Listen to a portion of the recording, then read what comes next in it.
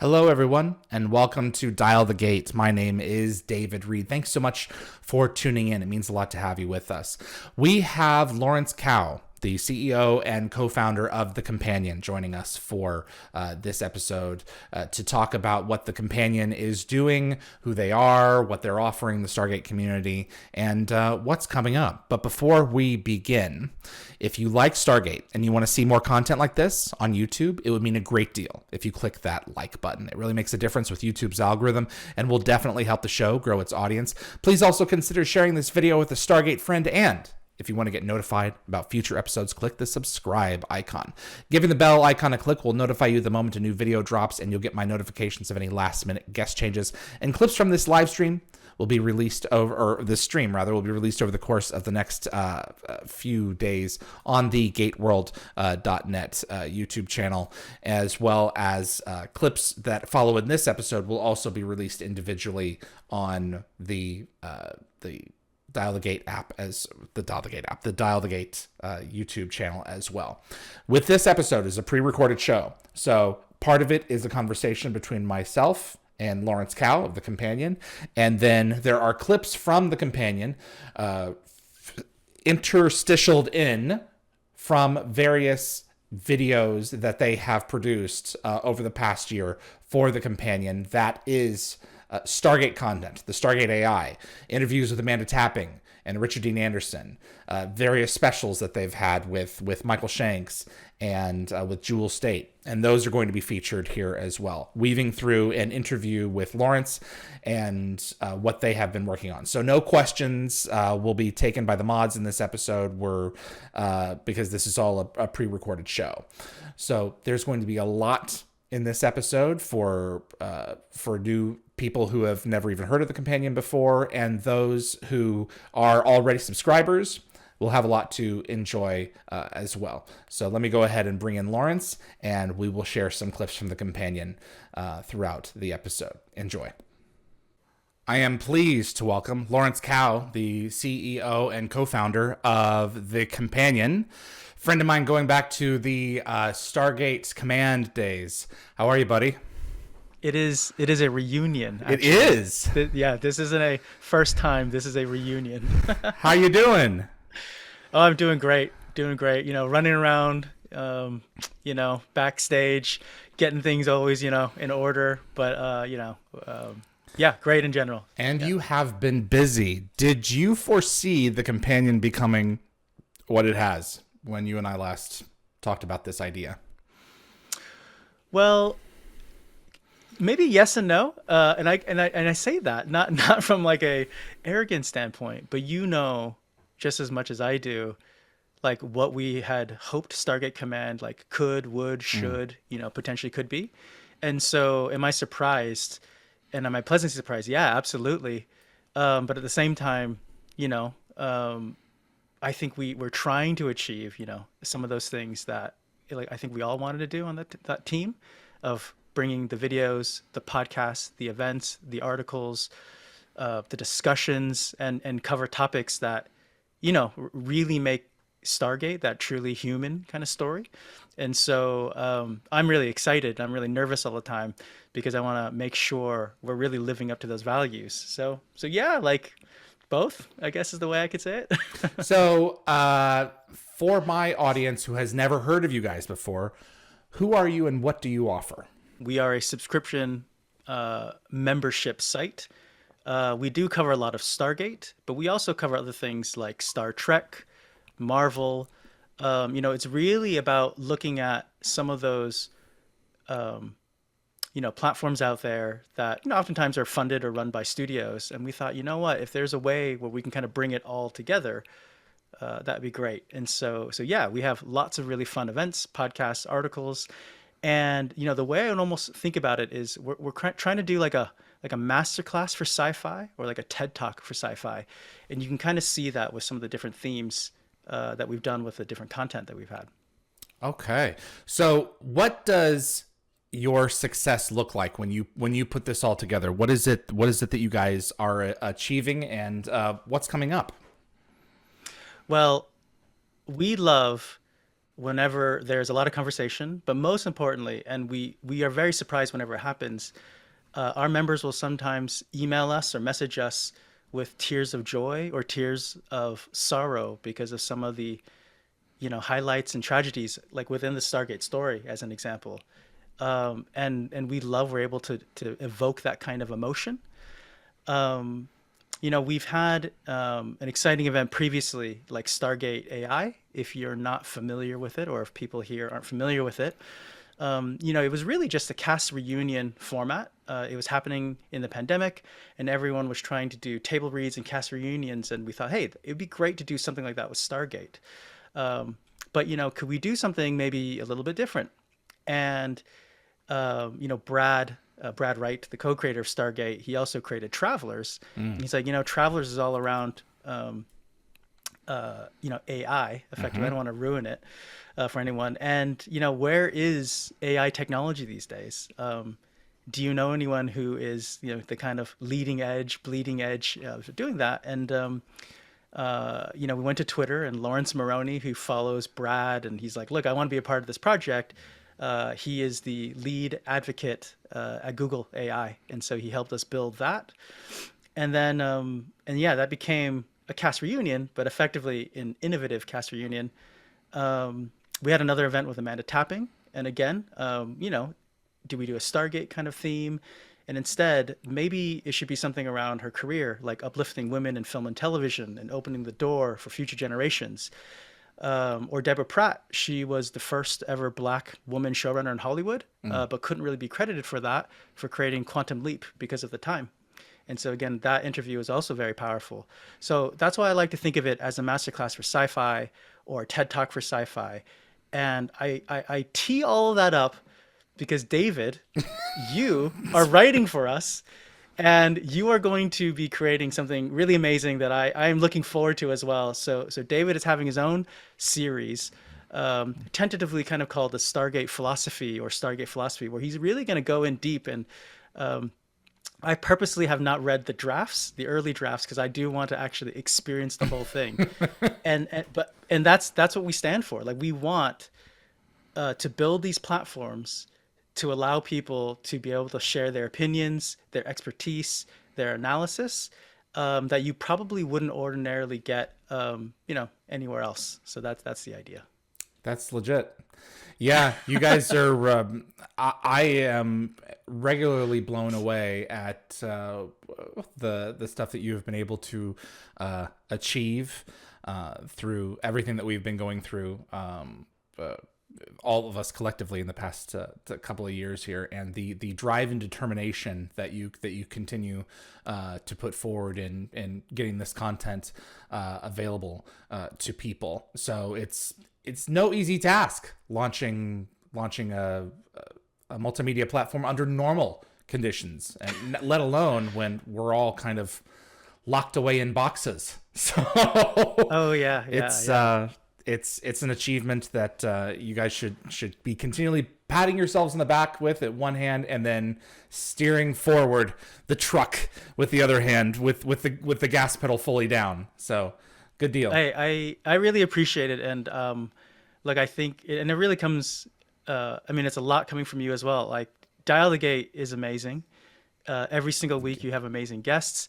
So I empathize with you as well in terms of coordinating guests, and schedules change, and people all of a sudden get jobs, and the whole production side of things. And one of the other things I wanted to really just bring up is, I think Dial the Gate is great, and but your job as an interviewer, and I totally understand how challenging it is, you're really trying to highlight everyone else, right, that's on it. Paul McGillian, Joe Malazzi, et cetera, all of your guests, and you want them to share their stories. And it was one of those things where I was like, you know what? I think David has a lot to offer. I think David's got a lot of, he just knows so much around the historical and cultural impact that Stargate has had. But if he started talking about that at Dial the Gate, that'd be terrible in a certain way, because people are there to see, they're not here to the actors, see me. The crew. Yeah. Right. And so maybe we can be that platform. And so I think that's kind of how we're different as well.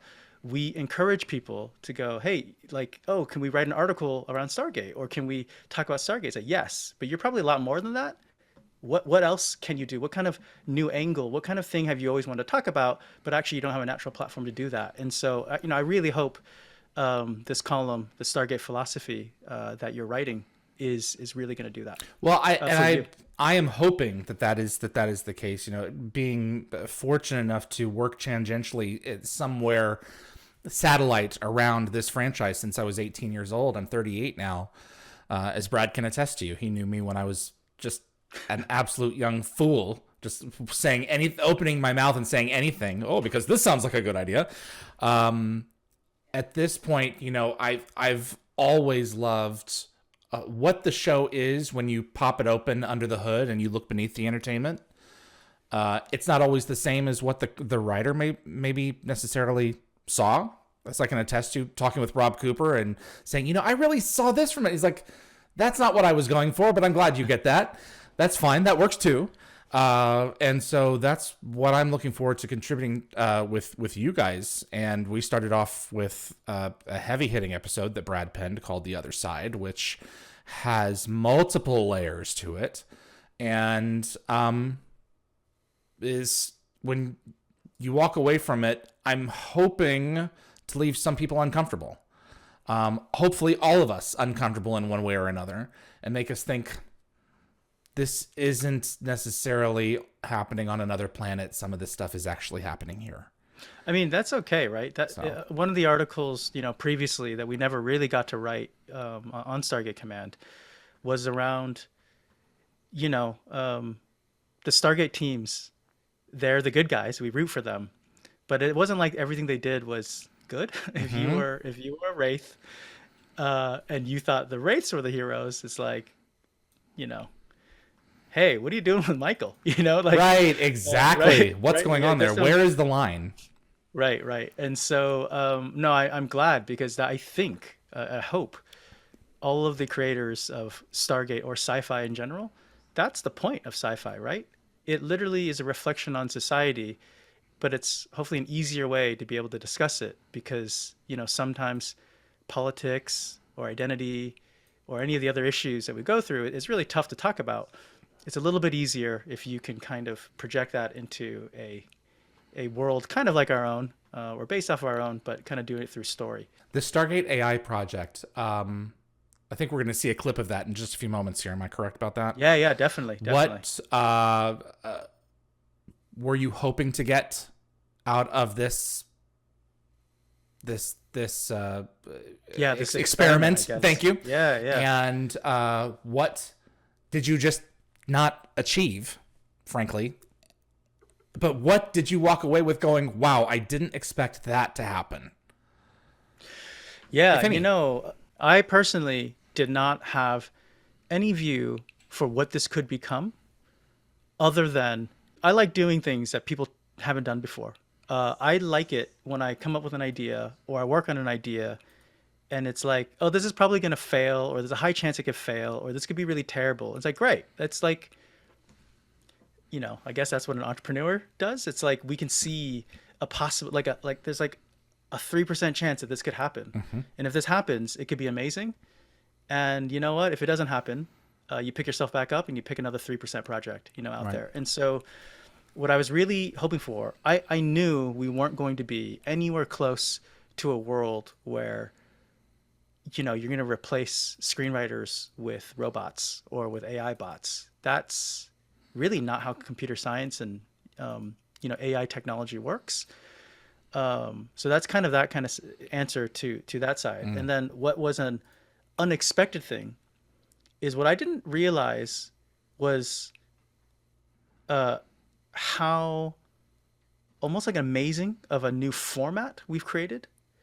And because I knew the actors were going to be really great, but because they put in so much passion and themselves into the performance, it became like almost our kind of like a carpool karaoke, if that makes sense. It was like, it's Daniel, but not Daniel, but Daniel. Like, it was like he was speaking a foreign language. It was so magical. And, oh, wow, it is Sam.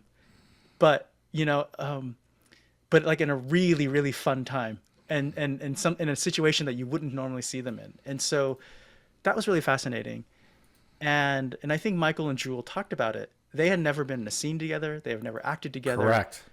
But the AI kind of knew enough to be able to create something semi-coherent and put them together into a scene. And that to me led to the second kind of unexpected discovery of like, this is a really interesting tool.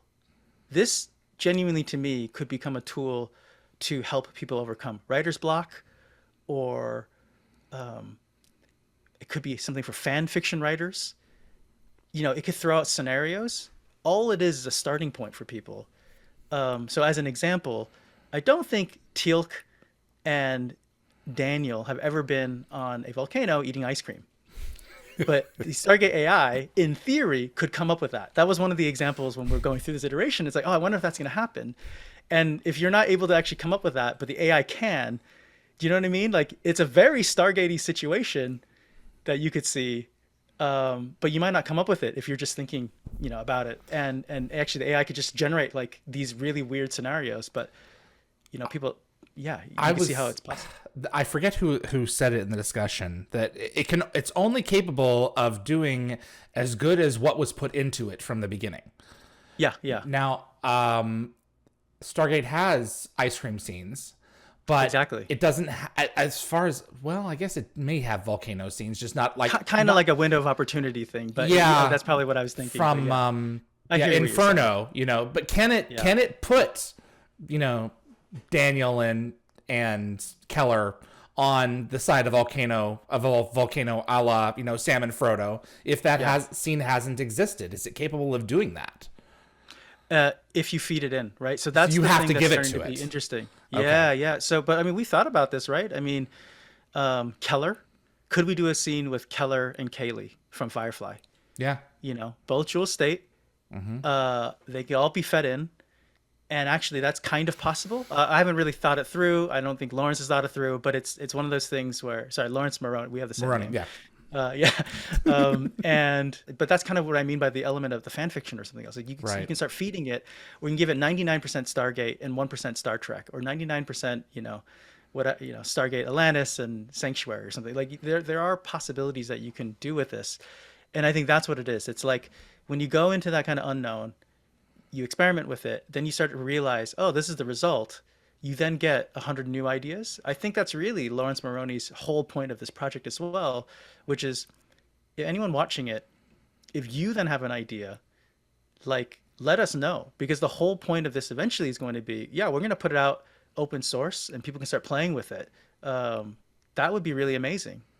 This is a tool for the creative community. There were a couple of interesting notes that David Hewlett took away and expressed when he came back. I think in his part 3 interview with us is the most recent one, where he said, it was kind of like, for him, the dialogue was in a lot of ways reading something that Baz gave him. So an infant, or especially when Baz was younger, he would write scripts, and he's like, this is very much like a baby is trying to figure this out, And on the other hand, the scene direction was much more straightforward, and his opinion on that was because of the limits of how it goes off in fewer random places. It's all very straightforward, and that's something that I did not expect. Yeah. I mean, I think with actions and stage directions as well, the formula, I guess, in writing it is much more structured, right? Like a person is in some kind of, I guess they're in the same kind of place. A person has to do something like this. So it's actually easier to kind of, I think, coax out of it or effectively recreate. Whereas conversation kind of go anywhere. And so, for sure. Maybe there's actually a stronger thing that we can be doing by eliminating dialogue, but actually creating scenes and actions and story rather than just dialogue. But the dialogue piece is really interesting. And if we can get it closer and better, the system's just smarter. So we're still going to go for that as well. I think we have a segment to show people from this recent AI experience. Yeah, you don't want to talk. You don't want to hear us talk about it. You want to hear. We've talked enough. We have a couple of things to do before we do get into the to the scripts themselves. But first, this will happen. We have a very special guest who appeared very recently, and just basically wanted to say hello. Well, hello, children. Together again. Except for me. Oh, and Teal'c, I guess. Huh? Listen, have fun, misbehave, but don't blow it for Brad on this, or AI, whoever you don't want to blow it for whom you don't want to blow. Haven't changed. Good luck, kids. Miss everybody. Not everybody.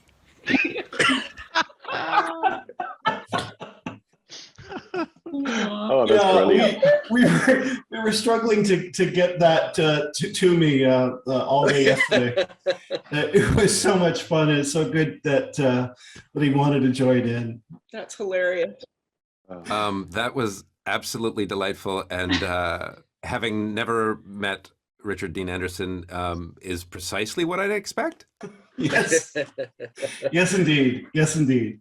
Oh, that's so sweet that he did that. Yeah, it is. It really is. It really is, and very funny at the same time. Now, it was brought to my attention that I was not the only person who lobbied to be a part of today. I think we have a video to show. Oh. Oh no. Oh my God. Hello, my name is David Hewlett. I'm 5'9" 3/4". I am 6'2". Hello, my name is David Hewlett. I'm 6'2" 1/2". I don't quite understand what you're doing. Well, use a light. Use just a light. Open the pod doors, Hal. I'm afraid I can't do that, Dave. Well, what's the problem? What's the problem? Yeah, it's your line next, Dad. Are there more lines? I thought it was just that one. That's the only one I know. Oh, this was Oh genius. God, look away, look away. Wow. There's a little Blade Runner for you. Yeah, yeah. Mm-hmm. I just love that it's a puffin as well. That's all we had. We didn't have any other versions. Hasta la vista, So, yeah. baby. Oh, Terminator. this is good. That's my bicycle. That's my bicycle light. Wait, okay. I just shoved my bicycle light in my eye. Why is it not? The clues in the eyelashes. But honestly, I think Mark was saying this. The true genius of this is actually my son's off-camera, just deadpan delivery. He Yes. gives Mark He a was run for great. his money on this. God, it's getting hot too. Yeah. See, Michael and Jewel were direct offers. They didn't have to audition, so it That's worked it. out. Exactly. Yeah. Exactly. It's important to get in there early, I find. Let's segue to the scripts. Let's do what we came to do and witness firsthand the evolution of an artificial intelligence learning how to write a Stargate script. This first script is called Enemy Detector.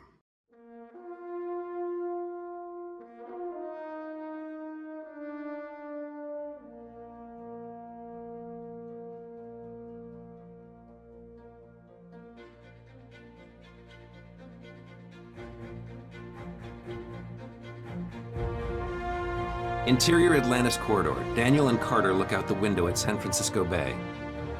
Look, the point is, we don't know if the Russians are still out there. What? Well, we have a few friends of them. I have enough anesthetic to fight.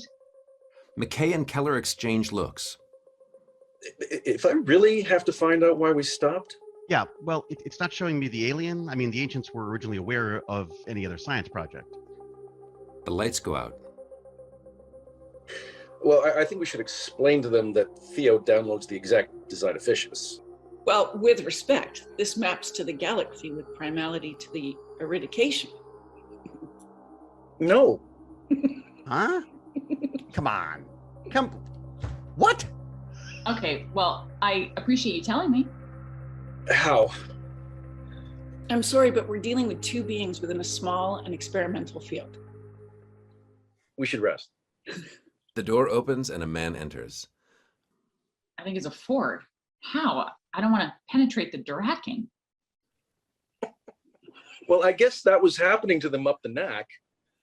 And if possible, I'd like to make every effort to rescue Chaka. Huh?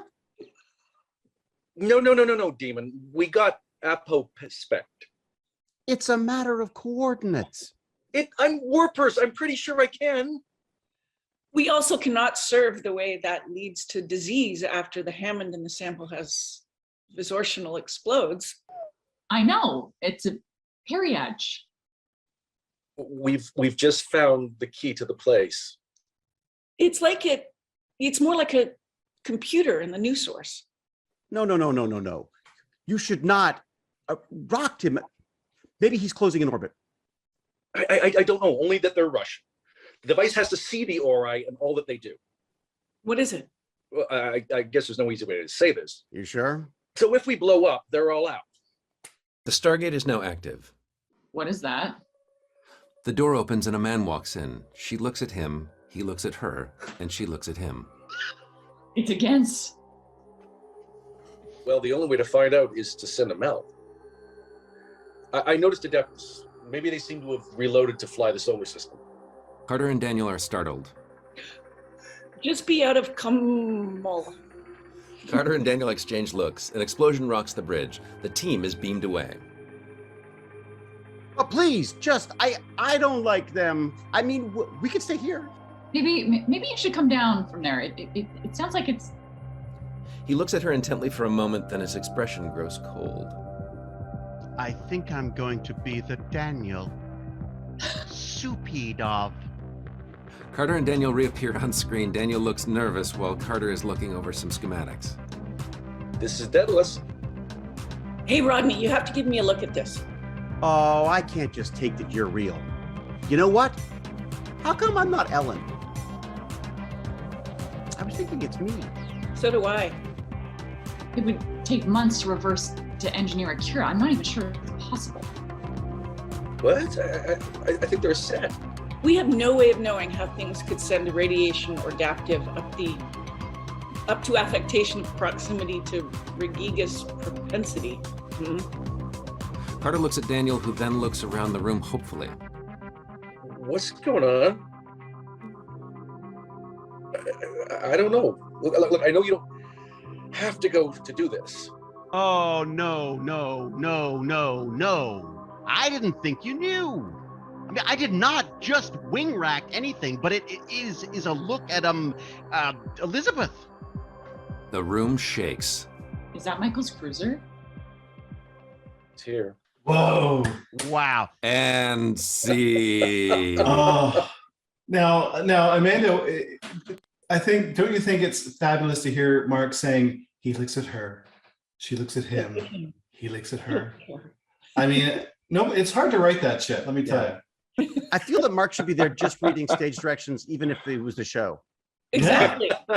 Yeah, I'd as watch part that. of the show. I'd watch that. My favorite line, honestly, was "We should rest." It just. Oh yeah, I'm going to be the Daniel. That's good too. That's a lot of good ones. But there's nothing that drives the scene forward more than the line "We should rest." You know.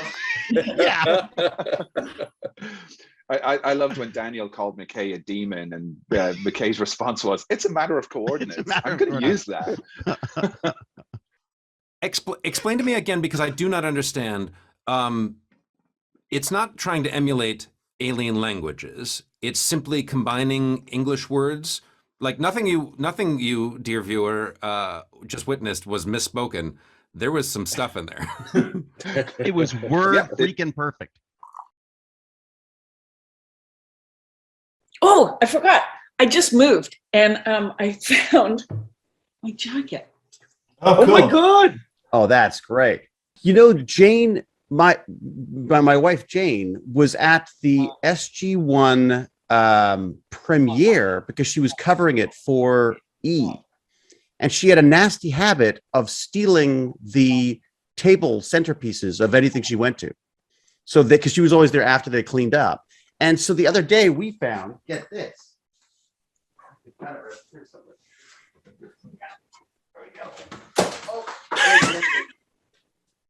this. Check this out. Oh my God. Wow. They were made out of plumbing things and a bit of tape on them. And they put these on they had a little light on the top.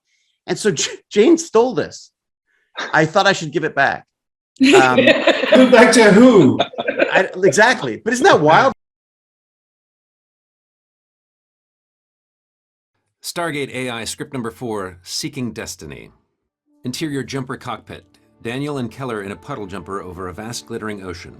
They exchange looks. Okay, I know, but what do you mean by all that? Well, I think we've been over this. It's important to you. It'd be great to have the company. You know. Look, you guys are the best of the best. I'm sure if you work together, you'll come up with something. I think we've been over this. This is a completely different scenario. The word on the stones would... Well, I'm eager to meet them too. Well, we have a couple of options.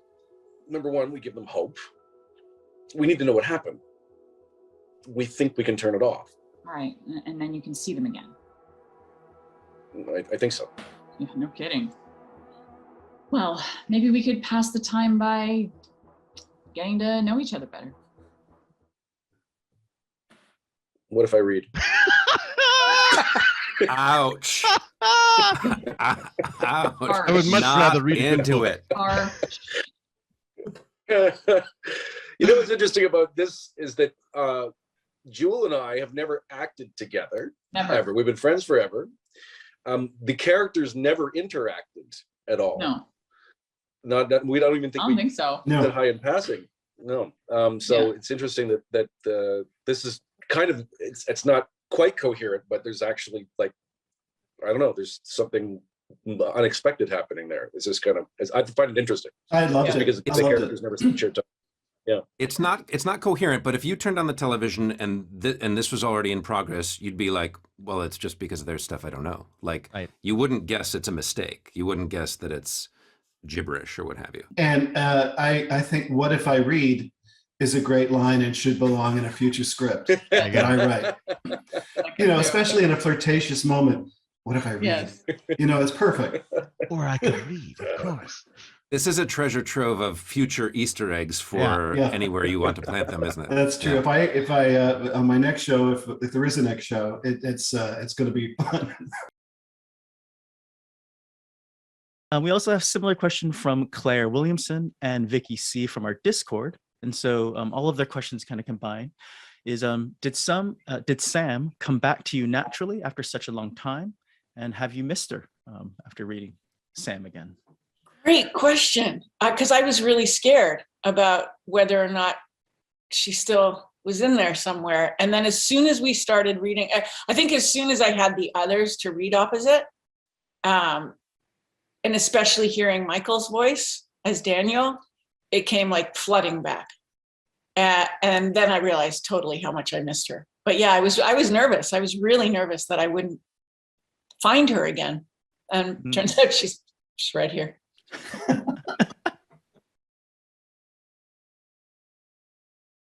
Well, I appreciate the clip and a chance for people, especially those who didn't see this before, to get a chance to look at this. Now, where can they see the full thing? You can see it on our website and our app. It's thecompanion.app. You can see a couple of other clips as well on our YouTube channel. I appreciate that we do have a paywall. Let's talk about that. But right now, I think we're running a free trial. So check it out. And if you really don't like it, honestly, cancel. I hope it's worth it. Full disclosure, I am a paying subscriber, as well as a contributor to The Companion. Soon contributor. Yes. Yeah. I regularly get comments on my end asking, why isn't this free? There is a concern there for fans who, are very limited and strapped for cash these days, and it's getting worse with inflation. I don't see it getting better anytime soon. And there is a legitimate concern as to, for some people, as to why should I pay for this entertainment? Now, I have my own answer to that, but I'm going to set that aside, and I want to hear yours. Yeah, sure. I mean, look, on the surface, would it be awesome if we can make it free? Would it be amazing if it was an advertising funded platform? And we've heard that as well. Yeah, of course. We did decide to go with the paywall for several reasons. The real first kind of reason is it does really do create a much purer relationship between us and the fans. Our members, I don't know if they realize this, whatever they say on the Discord or on social media or on emails, they influence so much of what we do. And so if you are watching this and you're a member, let us know, even if it's in private, because you don't want other people to see it. You have no idea how much we care about it. The second thing really is the membership dollars, because it's instant. We're able to directly fund new projects in Stargate or Star Trek, and soon The Expanse. And to be honest, we're able to fund you, David. That's literally where it's coming from. We couldn't do it before. Then we build up some money, and now we can pay you. And we're going to pay the next David expert and the next expert and the next, interesting person. And hopefully a platform that allows you to, to go and speak about like other topics. I'm not saying you at all or Dial the Gate or anything else that's ad funded, but look, we know there's a lot of clickbait out there.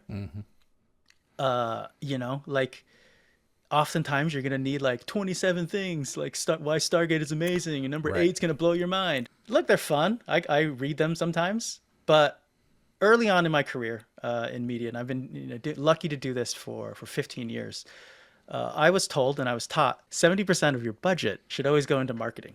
That's basically the game. And so really only 30% goes into content. Content doesn't really matter. Production doesn't matter. We flip that.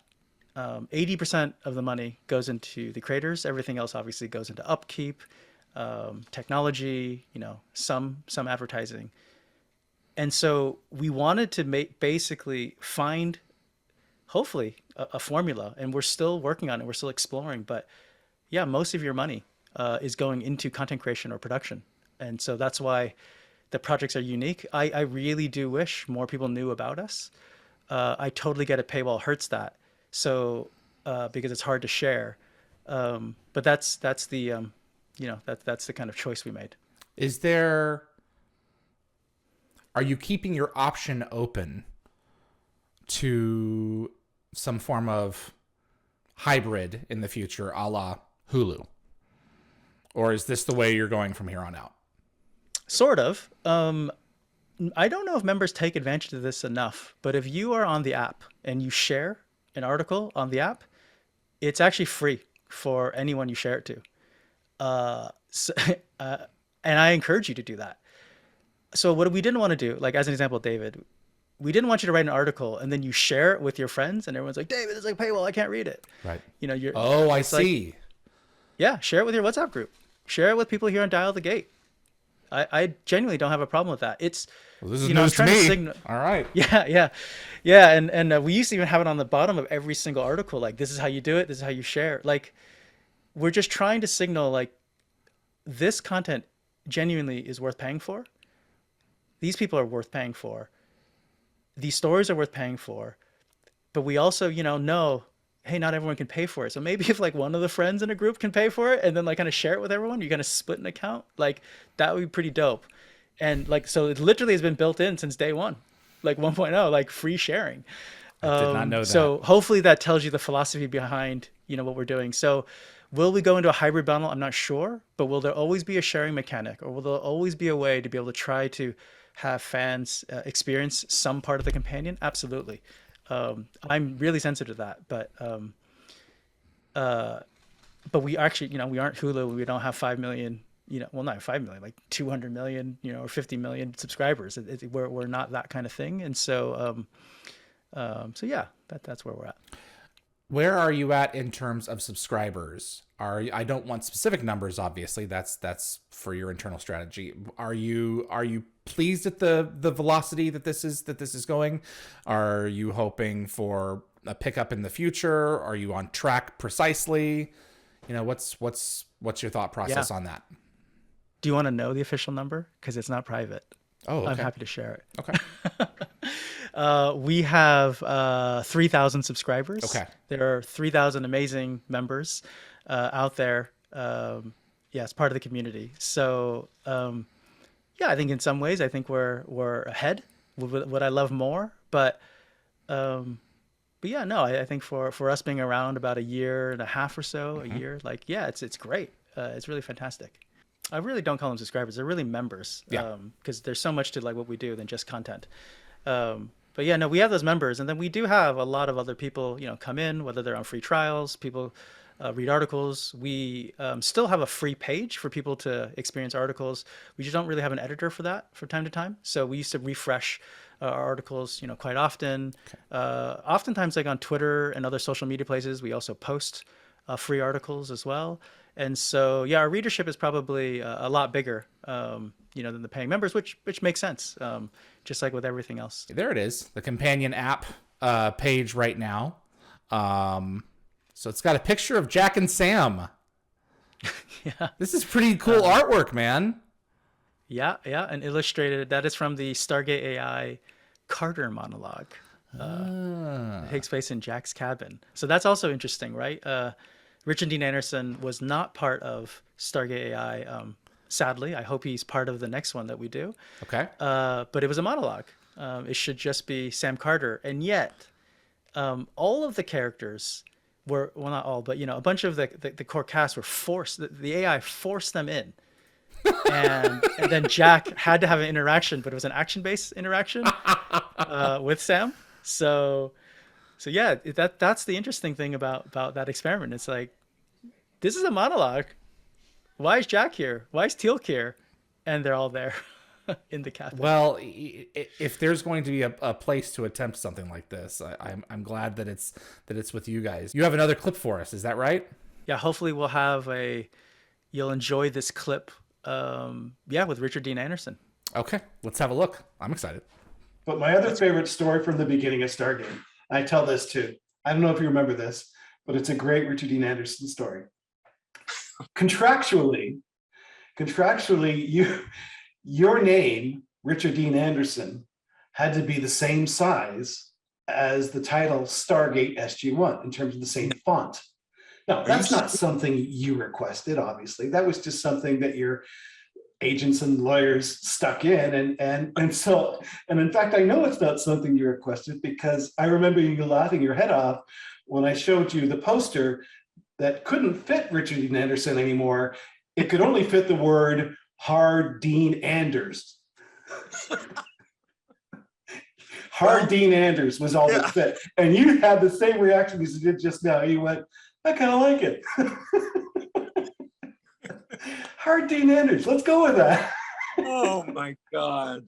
I'm just now finding out about the font size. This is. Oh, no. I remember you just laughed at that and said, don't worry about it. Change it to whatever you need. It was pretty funny. Make it fit. Yeah. Yeah, that was you not exercising your tremendous star power at the time. You just said, At least we didn't go with Hard Dean Anders. That would have been different.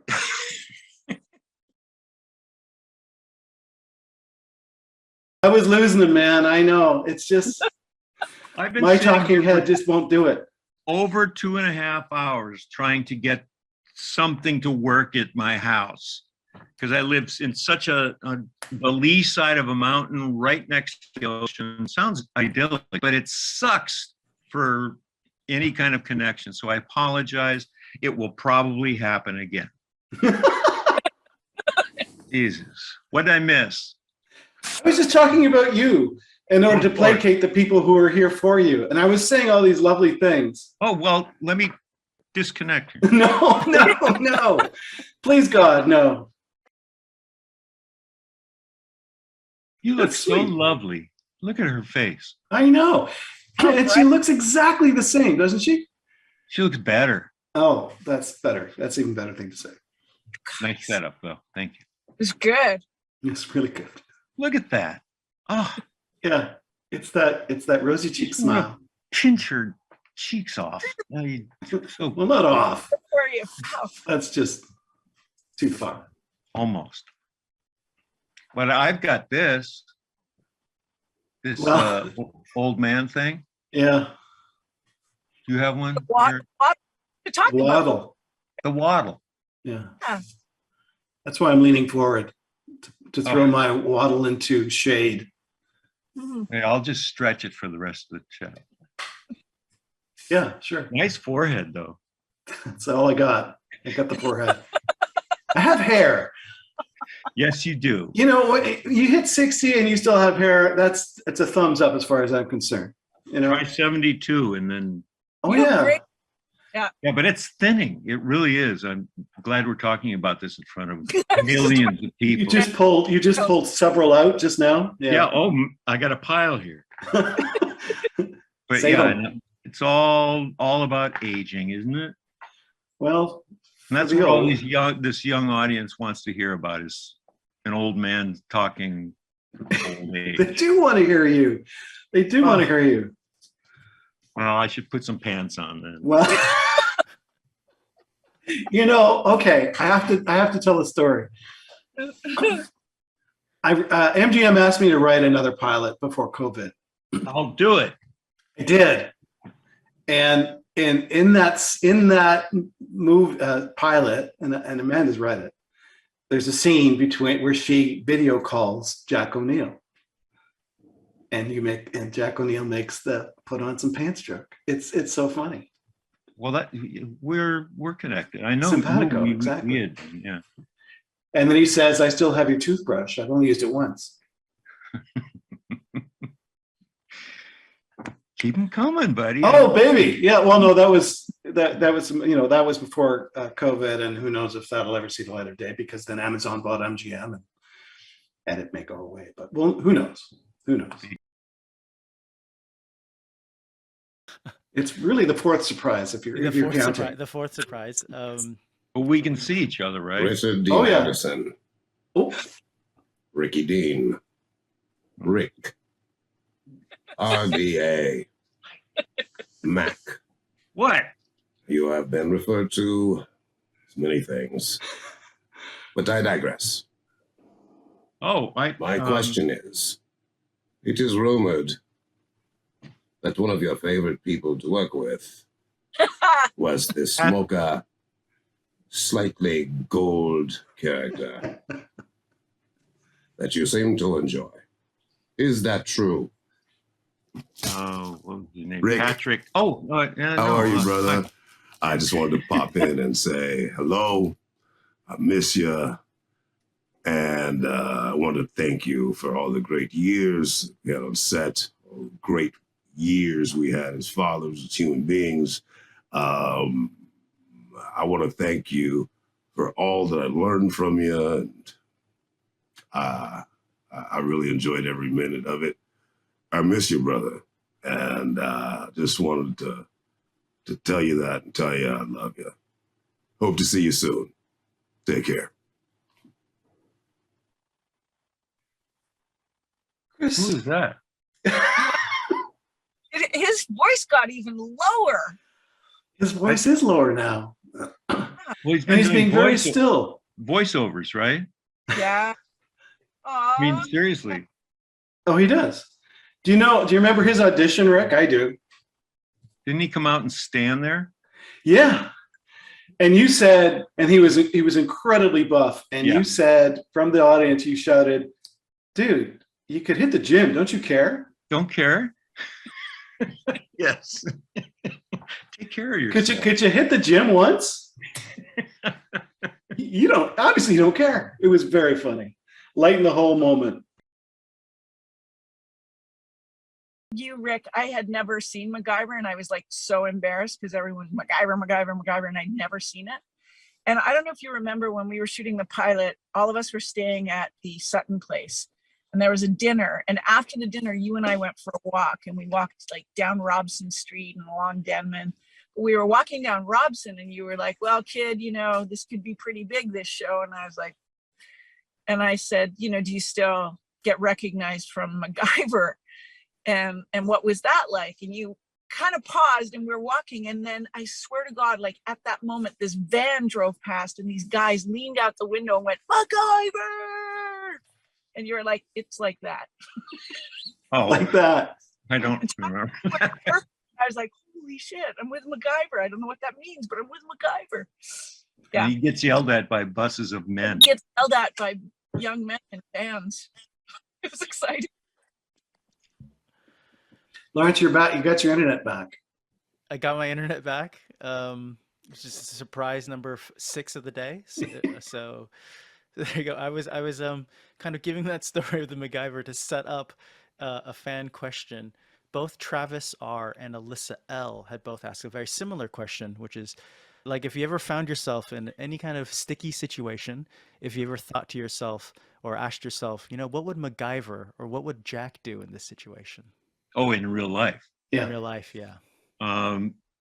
No. No, it's just, if there's any kind of a situation, Richard, just take care of it or deal with it. Yeah. I don't think, what would I do when I was playing MacGyver? What would I, well, you know what I'm getting at. No, I don't. You're a person. Yeah. And, of course, so was MacGyver. And yeah. They were real people. Wink, wink. But no, I don't go through any process like that. It's just fun to be. Yeah. Amanda, any you ever think, I often think, what would Rick do? Yeah. And then I do the opposite. Right. Or just do. Or I just do.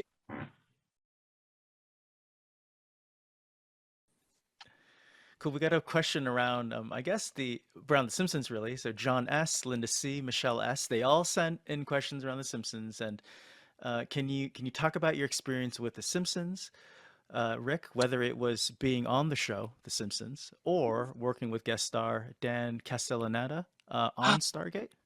He was great. Oh, he's so wonderful. I mean, we all met him when he did an episode of our show, and the process was real simple. I just I blatantly said, I'm a huge fan. I just adore your work, etc. Fawning all over him. And then he offered me a job, finally. No, it was just we had lunch one day across the table from one another. He asked if I'd ever be interested in doing a Simpsons. And I said, as I've said before, I picked myself up off the ground and answered in the affirmative. No, I kind of went crazy, respectfully crazy. So I didn't blow it. But yeah, he just asked me. He and his wife had written a script with MacGyver involved in it, or me involved in it. And it was just a matter of finding a weekend to go down and do it. And it was just wonderful. The process, most people have probably seen some version of the process. But for The Simpsons, my experience anyway, they put everybody has a microphone, not locked in booths or anything. There's one big microphone in the middle of this circle of actors, and they just read the script. They just in character, and I can imagine being a part of something like that and just having fun, just constantly having fun. It was so cool because being in that kind of position, everyone that he meets wants to hear Homer or any one of the dozen that he does. And he eventually acquiesced without being asked. And we all just ate it up, ate it. Like a little mini scene, but played all the characters that he plays and switched between them. Yeah. And we're all just like, oh my gosh, it was amazing. It was, yeah.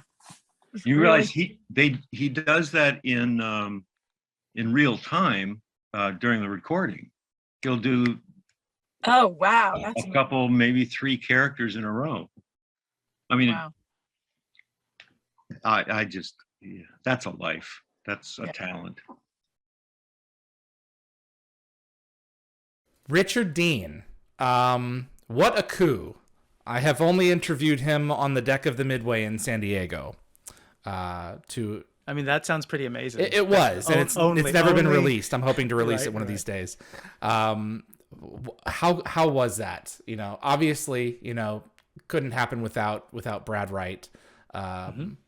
Were you surprised at any of the stories that he and Brad shared? Oh yeah, of course. I mean, the best way I can describe it is you're almost like joining a Zoom call that you may or may not, you know, like whether you should or shouldn't be in, and two friends are talking and you're like, whoa, I'm hearing something really interesting. And to be honest, I'm really glad we were able to get the two together. You know, I generally think, you know, people just fall out of touch. You know, when life is going on and people are making shows or someone's in retirement or whatever it is, you just lose touch sometimes. And I think this is one of those surprising things, kind of like Stargate AI, but in a different way. I don't think, like, I don't know if they would have connected normally, but luckily, you know, Brad wanted to do a podcast and then became this easier way, you know, to force him to go and speak to his friends, I guess, if that makes sense. And so that unintended consequence is a very positive one. And I think the fans are the benefit of it. It's the magic of being a fan. There's two sides of it. On the one hand, you love the characters and the worlds. You want it to be real. And to be honest, oftentimes fans should take the values of some of these heroes and these stories, because we'll, you know, if we choose to believe in them, we will become better people. Right. And then on the other side, especially with myself and my film production background and everything else, I love the practicality. I love learning about the behind the scenes, the writing process. And so, yeah, I do want to know what's going on. And yeah. How is that sausage made? How is that sausage made? And how do you deal with personalities? Yeah. And egos, and you know, the thing that I've always marveled at is that Brad was, I think, 34, right, when he started on Stargate and created Stargate. And how do you know, genuinely direct and write for, and, you know, people that are bigger stars, older, the whole thing, you know, how do you manage like upwards in that kind of way? I think it's so fascinating. This is, you know, in my experience, I guess, or my very brief experience, I had to jump on very quickly with Amanda once. And I had to direct her, you know, for Stargate AI. And, you know, when I first jumped on, it was kind of weird because not only is Amanda a famous actress, you know, a famous person, but she's a director. Like, she's a great director. And I have to direct an actress and a director. And I remember there was a moment where I didn't say anything. She was just sort of looking at me, and we're just looking at each other. I'm like, I have to like step up now and tell her what to do. And that's kind of what I mean by sometimes it's weird. Hopefully I did a good job. I'm sure she had fun. Hopefully she had fun. And, but I'm sure she had fun. Hopefully she had fun. Yeah. She had fun. Yeah, I think she had fun. She joined as a surprise guest on Richard Dean Anderson's live show. So she, at least she doesn't hate us.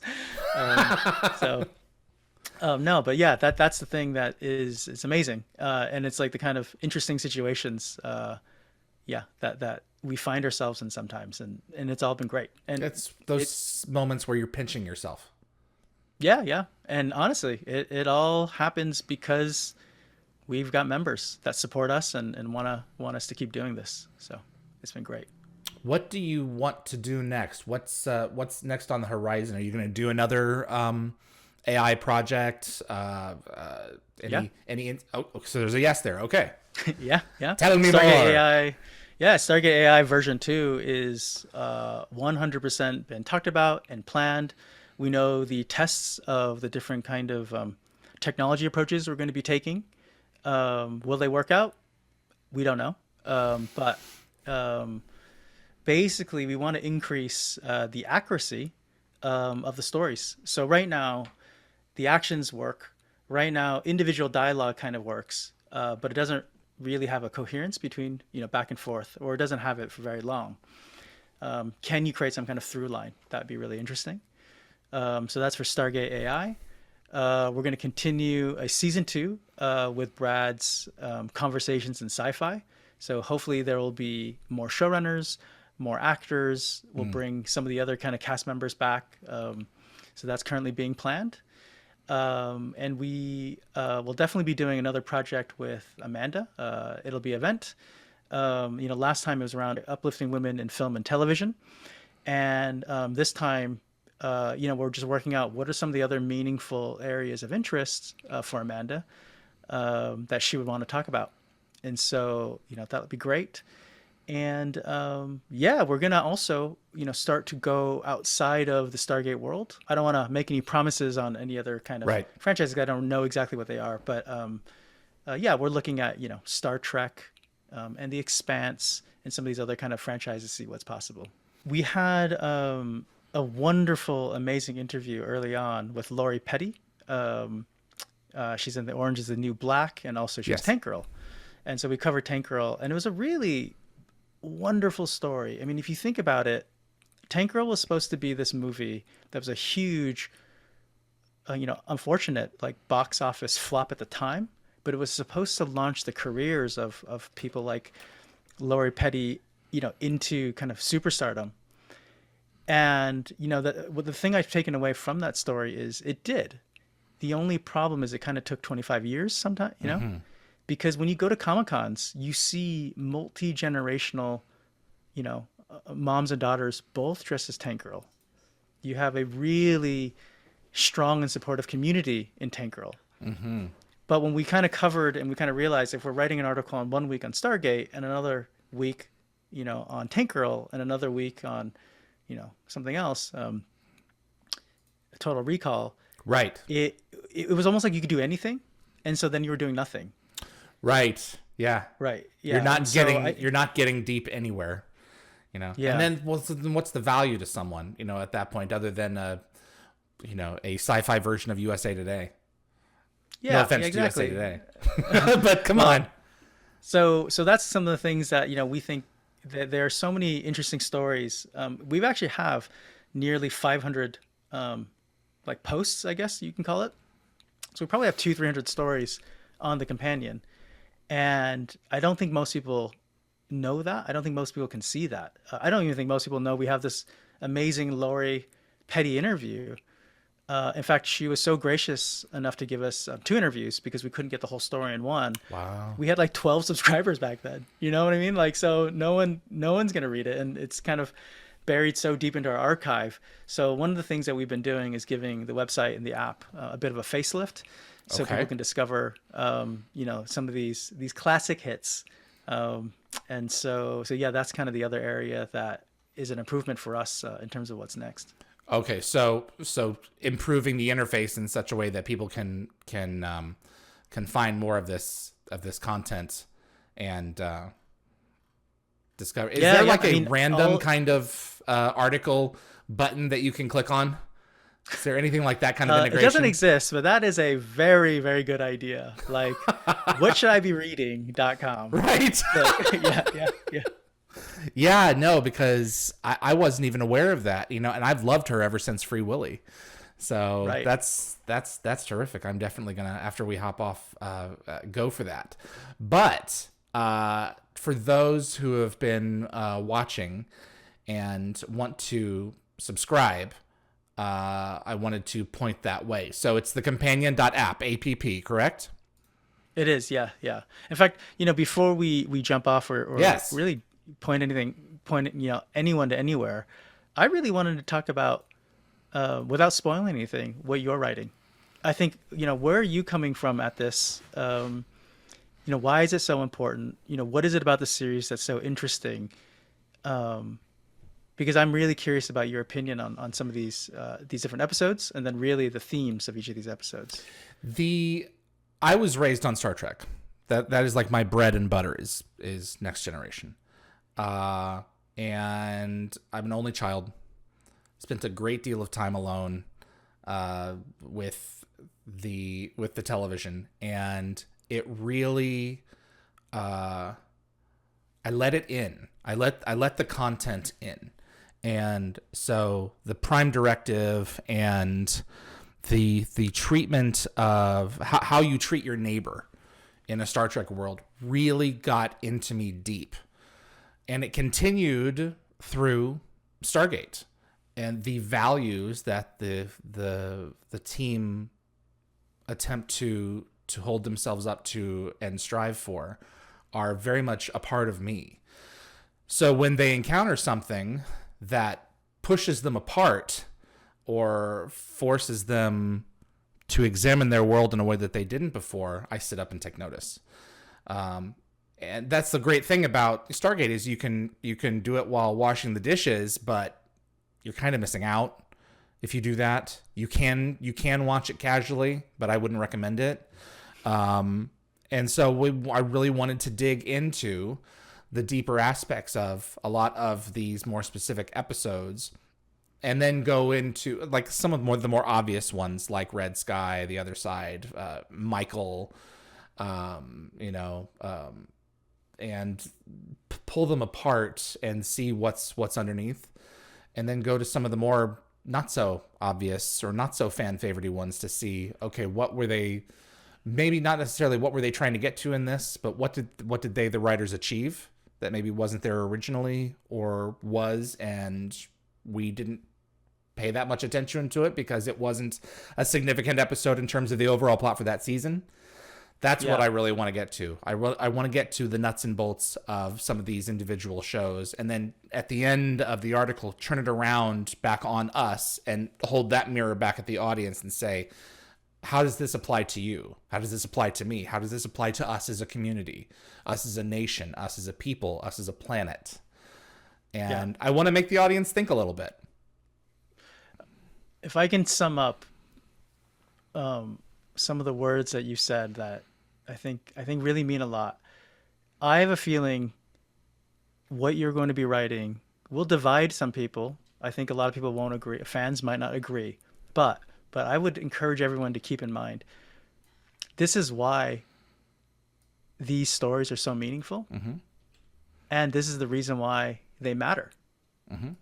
This is why Star Trek matters, or Stargate matters, or Star Wars matters, or anything else matters. And so I think it's pretty cool that people will disagree, and then just please keep in mind, when you're reading it, it's why it's so meaningful. Mm-hmm.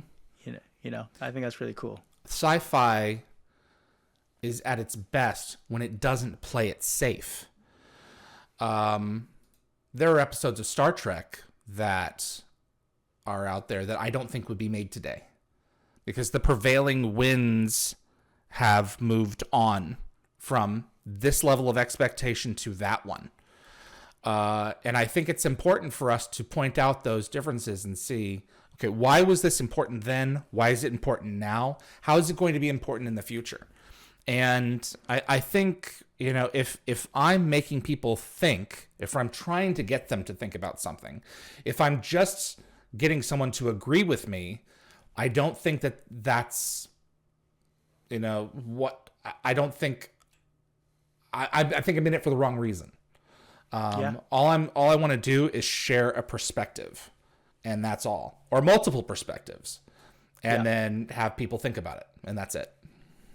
Yeah, cool. And anyone who's reading this or any other piece, just keep in mind your perspective will hopefully continue changing to any character or any story, because it should, right? Mm-hmm. You're getting smarter, you're getting older, you're getting more experiences, you're getting better perspective on life. And so why would Stargate be the same as, when you were 9, as it would be when you're 19, as when you're 29, when you're 39? It should be evolving. And to be fair, I want to include, and at this point I've only written one article. The perspectives that I share are not always going to be mine.